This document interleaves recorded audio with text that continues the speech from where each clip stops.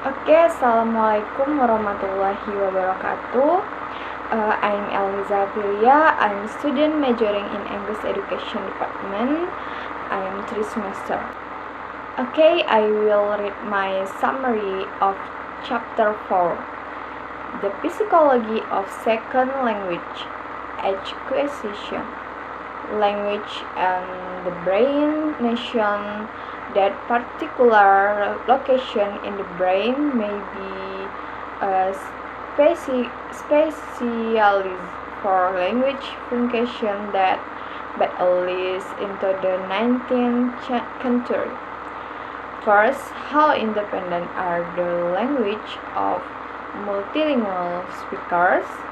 There is no single answer to this question, but because there appears to be considerable individual variation among speakers, and because there are very complex factors which must be taken into account.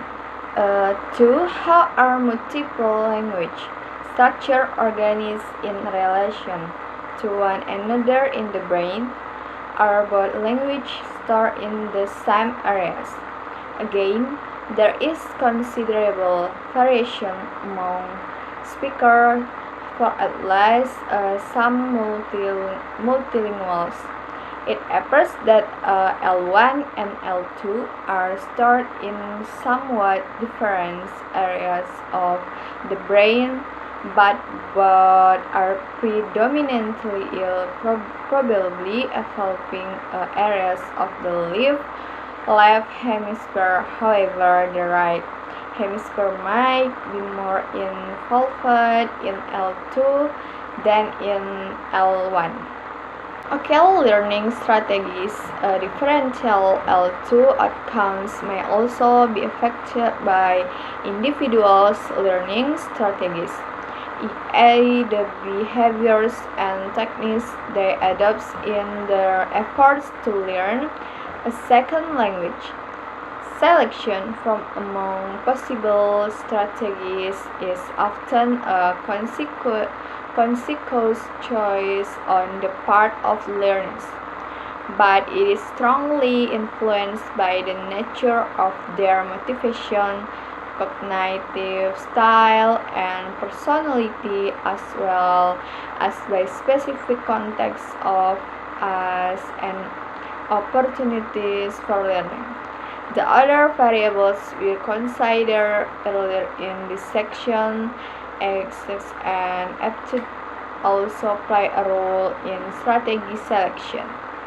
Psychological perspective on what is accurate in SLA concrete on addictions or changes that occur in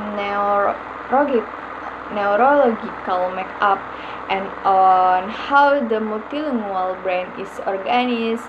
We have seen that the physical representation of the second language in the brain is not very different from the first, but there are differences in brain organization which relates to how proficient people are in L2 and to how they learn it, in contrast to Chomsky's proposal that there is a specific language acquisition device.